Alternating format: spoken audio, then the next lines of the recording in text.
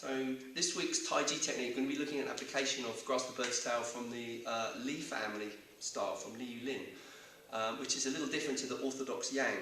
So for more of the detail of the background and the idea, there's an article that I've attached to this video, so you can have a look at it, because I think there's a little bit of argument as to whether the posture is martial or not, and what the usage of it was. So I'm just going to demonstrate so you can get some feeling for it. So if I can call my student John in to help out.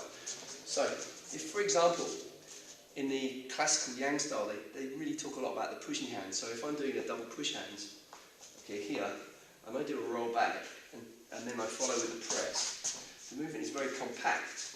And so from this idea, you can see how people would say, from rolling back, if I bring my hand here, it's going to be wrong because it allows John to attack me.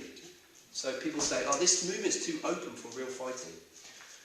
The thing is, though, fighting is not push hands. And Li Yulin was, being a student of Sun Lu Tang, he did a lot of the wrestling and so on, the Xingyi Bagua.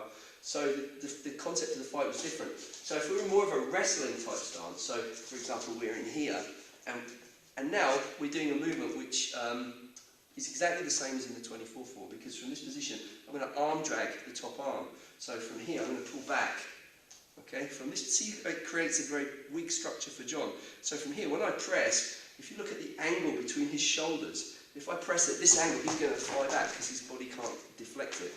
So if we look at it in kind of practical usage, we're in some kind of clinching wrestling position, then I do the drag, which is here, and then I do the press, which is the uproot. So you can see it's exactly the same as in the modern 24 and simplified Yang routine. So there's just one example.